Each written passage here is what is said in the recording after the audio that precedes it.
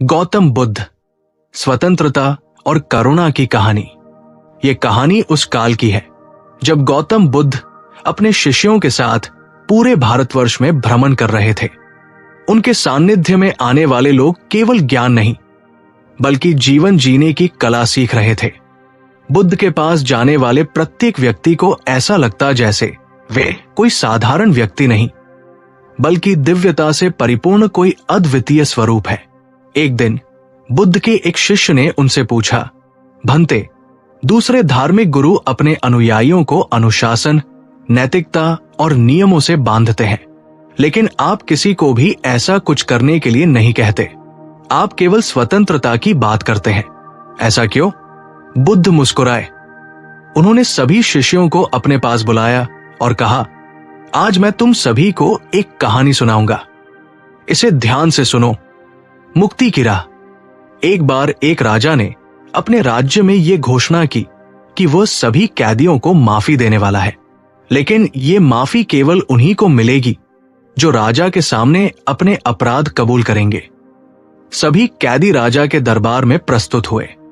राजा ने पहले कैदी से पूछा, तुम्हारा अपराध क्या है? पहला कैदी बोला, महाराज, मैं निर्दोष हूं, मुझे गलत तरीके से कैद किया गया है। दूसरा कैदी भी यही बोला, महाराज, मुझे फंसाया गया है, मैं किसी अपराध का दोषी नहीं हूं। यह सिलसिला चलता रहा। हर कैदी ने अपनी निर्दोषता साबित करने की कोशिश की। फिर अंत में एक कैदी ने सिर झुकाकर कहा, महाराज, मैंने अपराध किया है, मैंने अपनी गलती को स्वीकार किया और इस सजा का भागी बना, लेकिन अब मैं अपनी गलतियों से सीख चुका हूं और चाहता हूं कि मुझे एक मौका दिया जाए। राजा ने मुस्कुराते हुए कहा, तुम्हें माफी दी जाती है। फिर बाकी कैदियों से कहा, तुम सभी अपनी बेड़ियों में वापस जाओ। जब तक तुम अपनी बेड़ियों को पहचानोगे नहीं, तब तक उनसे मुक्त नहीं हो सकते। स्वतंत्रता का अर्थ। कहानी खत्म होने के बाद बुद्ध ने अपने शिष्यों से पूछा, तुमने क्या सीखा?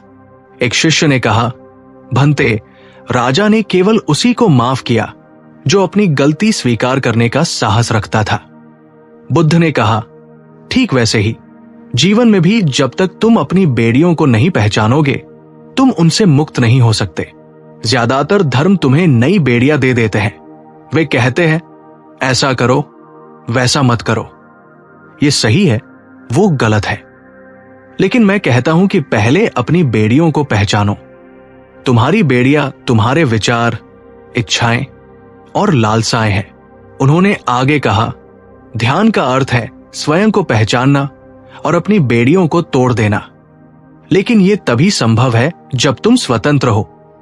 जब तक कोई तुम्हें बांध कर रखेगा, तुम अपनी उड़ान नहीं भर सकते। मैं स्वतंत्रता को इसलिए महत्व देता हूं क्योंकि बिना स्वतंत्रता के तुम अपनी शाश्वतता को नहीं जान सकते। करुणा का महत्व। तभी एक शिष्य ने बुद्ध से पूछा, भंते, यदि ध्यान ही पर्याप्त है तो आप करुणा पर इतना जोर क्यों देते हैं? बुद्ध ने उत्तर दिया, मैं तुम्हें एक और कहानी सुनाता हूं। एक समय की बात है, एक साधु गहरे जंगल में ध्यान कर रहा था। वर्षों की तपस्या के बाद उसने आत्मज्ञान प्राप्त कर लिया। उसने अनुभव किया कि वो पूर्णता और आनंद से भर गया है। वो वहीं बैठा रहा और वर्षों तक उसी आनंद में मग्न रहा।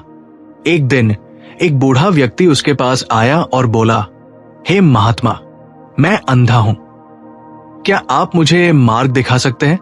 साधु ने उत्तर दिया, मैं अब अपने भीतर खो गया हूं, मुझे कोई मार्ग नहीं पता। बूढ़ा व्यक्ति निराश होकर चला गया, लेकिन जाते जाते उसने कहा, तुम्हारा ज्ञान तुम्हारे लिए उपयोगी हो सकता है, लेकिन दूसरों के लिए बेकार है। साधु ने यह सुना और उसकी आंखें खुल गई। उसने सोचा, आत्मज्ञान का उद्देश्य केवल स्वयं का आनंद लेना नहीं है, यह तो दूसरों की मदद के लिए है। आत्मज्ञान का क्रांतिकारी रूप। बुद्ध ने अपने शिष्यों से कहा, ध्यान तुम्हें मुक्त करता है, लेकिन करुणा तुम्हारे ज्ञान को सार्थक बनाती है। आत्मज्ञान का सही अर्थ तभी है जब तुम इसे दूसरों के साथ साझा करो। मैं चाहता हूं कि तुम सभी आत्मज्ञान प्राप्त करो, लेकिन केवल अपने लिए नहीं। मैं चाहता हूं कि तुम दूसरों की मदद करो ताकि वे भी इस आनंद को पा सकें। यही कारण है कि मैंने ध्यान के साथ करुणा को जोड़ा है। अंतिम संदेश। अपनी अंतिम सांसों के समय बुद्ध ने अपने शिष्यों से कहा, मैंने कभी किसी को अपना अनुयायी नहीं बनाया, क्योंकि मैं तुम्हें स्वतंत्र देखना चाहता हूं। मैं तुम्हें केवल मित्र मानता हूं। यदि तुम मेरे शब्दों को आत्मसात कर पाओ तो तुम्हारा जीवन बदल जाएगा। लेकिन याद रखना, मेरा अनुसरण मत करना। अपने भीतर जाओ और अपनी रोशनी खुद बनो।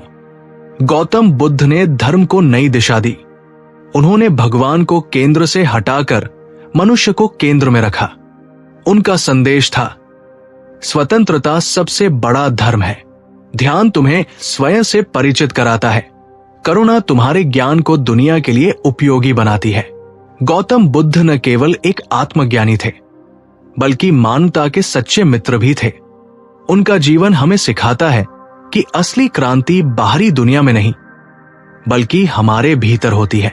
बुद्ध की शिक्षाओं का प्रसार। गौतम बुद्ध का जीवन केवल व्यक्तिगत ज्ञान तक सीमित नहीं था। उन्होंने अपना सारा जीवन दूसरों को इस प्रकाश तक पहुंचाने में समर्पित कर दिया। उनकी शिक्षाओं ने कई राजा, साधु, गृहस्थ और सामान्य लोगों के जीवन को बदल दिया। एक बार मगध के सम्राट अजातशत्रु ने बुद्ध से पूछा, भंते, आप युद्ध का विरोध करते हैं, लेकिन अगर युद्ध से राज्य की रक्षा हो सकती है तो क्या वह उचित नहीं है? बुद्ध ने उत्तर दिया, राजा, यदि तुम सोचते हो कि युद्ध से शांति आएगी तो यह भ्रम है। हिंसा केवल और अधिक हिंसा को जन्म देती है। असली विजय अपने भीतर की बुराइयों पर विजय पाने में है। अजातशत्रु ने धीरे धीरे अपनी नीतियों को बदला और शांति के मार्ग पर चल पड़ा। यह गौतम बुद्ध की करुणा और समझ की शक्ति थी, जिसने एक क्रूर सम्राट को दयालु शासक बना दिया। बुद्ध का अंतिम उपदेश। गौतम बुद्ध का जीवन सत्य की खोज और दूसरों को उस तक पहुंचाने की यात्रा थी। जब वे अपने जीवन के अंतिम दिनों में पहुंचे तो उन्होंने अपने शिष्यों को बुलाया और कहा, अब समय आ गया है कि मैं इस शरीर को त्याग दूं। लेकिन याद रखो, मेरा शरीर चले जाने के बाद भी मेरा संदेश अमर रहेगा। मैंने तुम्हें केवल एक बात सिखाई है, अपनी रोशनी खुद बनो, किसी पर निर्भर मत रहो। बुद्ध ने अपनी अंतिम सांस लेते हुए कहा, संपादित अपमादेन, अपनी मुक्ति के लिए पूरे मन से प्रयास करो। गौतम बुद्ध का संदेश। गौतम बुद्ध का जीवन और उनकी शिक्षाएं केवल एक धर्म तक सीमित नहीं थी। उन्होंने मानवता को एक नई दिशा दी, एक स्वतंत्रता। उन्होंने सिखाया कि कोई भी बंधन, चाहे वो मानसिक हो या सामाजिक, तुम्हें तुम्हारे सच्चे स्वरूप से दूर करता है। दो, ध्यान। ध्यान तुम्हें अपने भीतर के सत्य से जोड़ता है। ये एक ऐसा साधन है जो तुम्हें जीवन की गहराई तक ले जाता है। तीन, करुणा। ध्यान से प्राप्त ज्ञान तभी सार्थक होता है जब वो दूसरों की भलाई के लिए उपयोग किया जाए। गौतम बुद्ध का जीवन हमें सिखाता है कि सच्ची क्रांति भीतर से शुरू होती है। उन्होंने न केवल आत्मज्ञान प्राप्त किया, बल्कि दूसरों को भी इस प्रकाश तक पहुंचने का मार्ग दिखाया। गौतम बुद्ध का संदेश आज भी उतना ही प्रासंगिक है जितना तब था। उनका जीवन हमें प्रेरणा देता है कि हम भी अपने भीतर की रोशनी को पहचानें और उसे दूसरों के साथ साझा करें। यह कहानी समाप्त होती है, लेकिन बुद्ध का संदेश हमेशा जीवित रहेगा। उनकी शिक्षाएं हमें याद दिलाती है कि सच्चा सुख बाहरी दुनिया में नहीं, बल्कि हमारे भीतर है।